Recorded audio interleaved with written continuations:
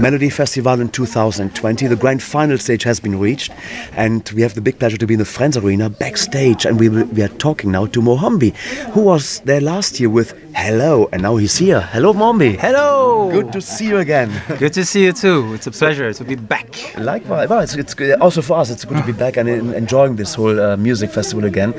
What is it for you that you return to Melodifestivalen a year after you've been? Well, I just felt that I was having such a great time last year, meeting new people and challenging myself. I've never really competed in music since I was maybe 10 years old or something, so it was a good challenge and it was a good experience. So I said, why not? Why not do it again? You are originally from Congo, but you were born here, right? Is it? Yeah, so I have a Congolese father and a Swedish mother. So I'm like in between both worlds. And altogether of you are 14. You have 14 brothers and sisters. That's correct. Are they all in the music business in a way? Oh no, absolutely not. Everybody's doing different things, but my brother and I are the two that are music related. Yeah, that kind of went into that path of being creative and in the show business. Are the others still living in Congo, or are they here in Sweden? Oh, my siblings are spread out all over the world. I have a sister in Tahiti. I have a sister in Belgium, in France. I have siblings in Asia. You can travel the world and then you don't even pay hotel money. You see, that's quite a good idea to have. I have a couch everywhere in so many countries where I can crash.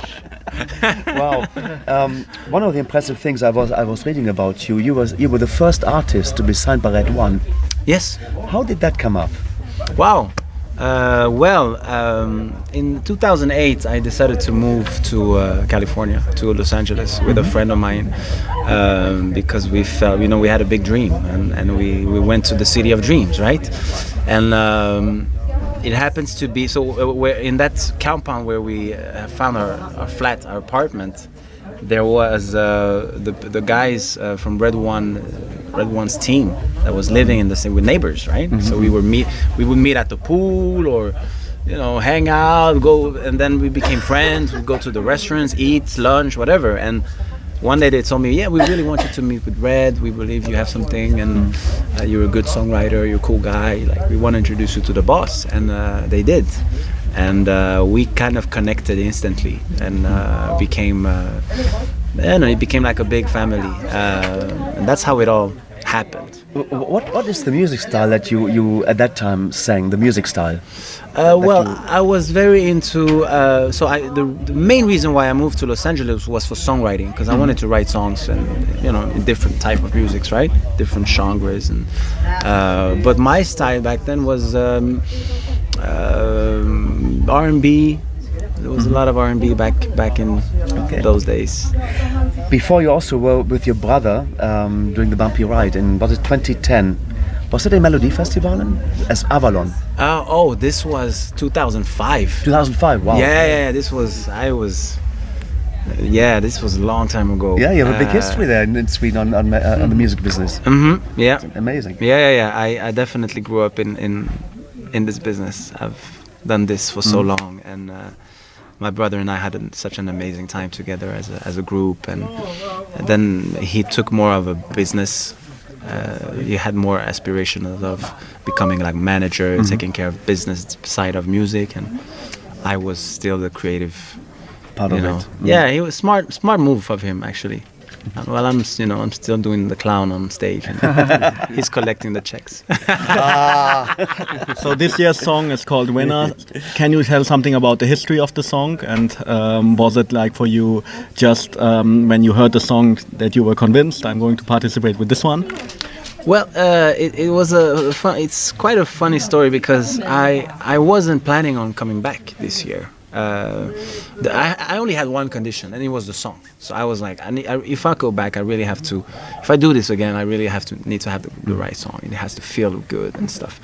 And this was actually the last song we tried, because I had a couple sessions with some writers and fellow colleagues, but didn't really feel like 100%. And this was the last session. I remember Robert from Warner telling me like, so I have booked your last session before you leave because I was going to travel. Just go, like hang with the guys, hang with Jimmy and Palle and see what you guys can come up with. Boom! And we felt it instantly. One session, couple hours later, we were like, winners. Can you tell us 3 moments of your life when you felt like a winner? Oh, well, definitely when I was born, even though I don't remember it. But when I got married, and when I had my first kid. I would say I have 3 now, so 3 times a champ. So they can join the Lilla Melodifestivalen soon. Oh, they are on their way. Trust me. I cannot. I mean, the way they are developing the music skills, because they play instruments now and piano mainly. It's the speed is ridiculous. I wish I had started playing piano when I was 3 years old. Yeah, you know? And they love it. So.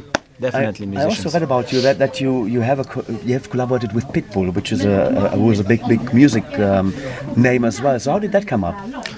Oh, how did I meet Pitt? I think it was on the carnival in Trinidad. We met the first time. I went there. I was invited for his show. I did the opening act. And then he didn't want to get rid of me. He was like, "You're coming with me to Canada. You're coming with me to the U.S. I want you to be part of this thing." We became very, very close. So he's a very deep friend. We were together actually 2-3 weeks ago in Dominican Republic. That's how it all came about, you know. And he was, "I'm a Papa, I can help you. I help you, no problem. You know, the most winning, you know, family." Yeah, we've done many songs together, even stuff that never came out. But you know, he's a good mentor. Also, what I found out is that, or what I read about you is you own your own music label. You still do that? You still have that? So tell us more about it. What made you create a music label? Well, what made me do it was the experience in the business.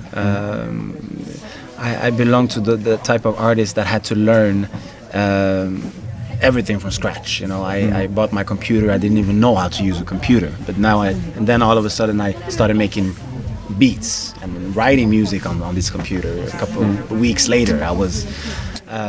And then you get a contract for a job, and you need to learn how to read the contracts and with the studies and stuff. So I definitely belong to those artists that has, you know, kind of had to learn things by yourself, and you know.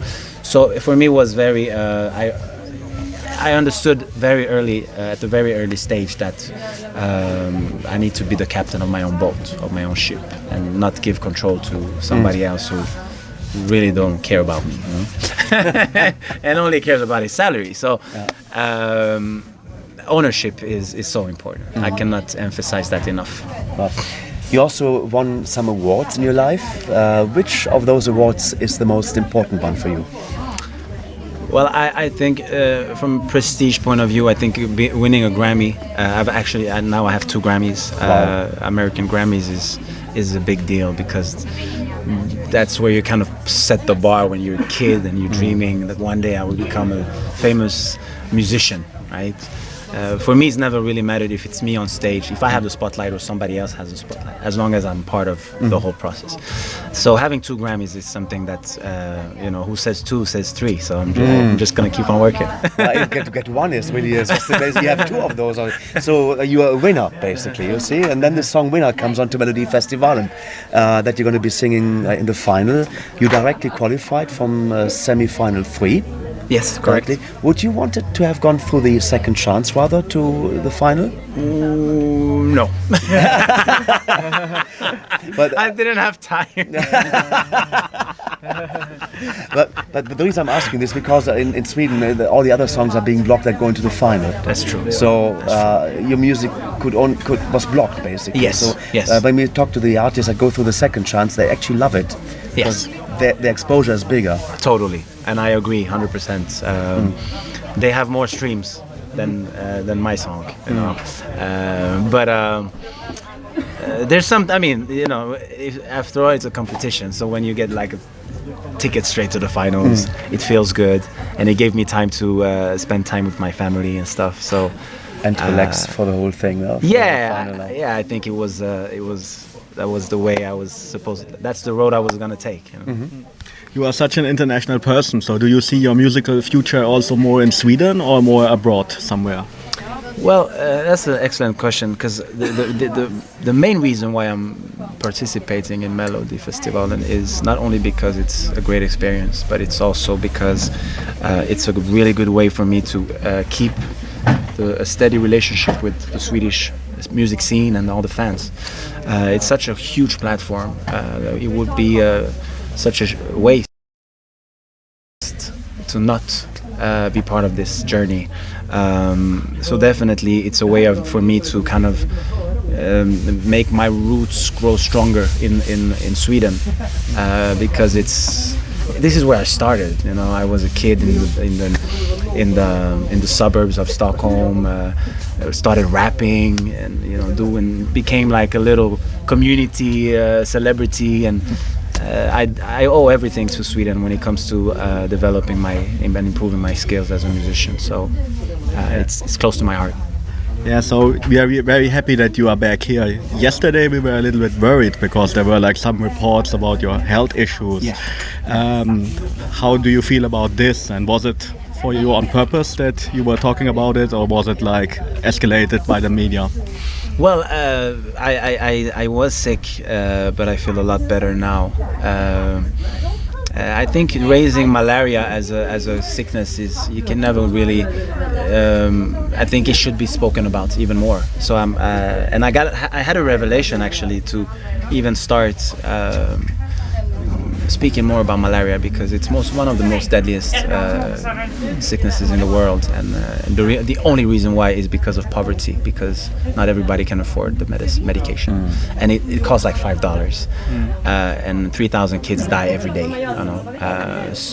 But this is in Africa, so nobody cares, right? Unfortunately, yeah. If you win this ticket to Rotterdam, if you win Melodifestivalen, you have the ticket to the Eurovision Song Contest. So, what are your fond memories of Eurovision? Have you watched it in the past? Oh, absolutely. Growing up in Stockholm, in a Swedish family, it's part of the tradition. And I remember my grandparents being very musical people, like they love music, and so the family was really into this Eurovision Melodifestivalen. And so I don't remember the question, but it's definitely. That's the whole point, right? That's any favorite moments? I mean, like on the stage when you watch the show, basically. So, I remember that.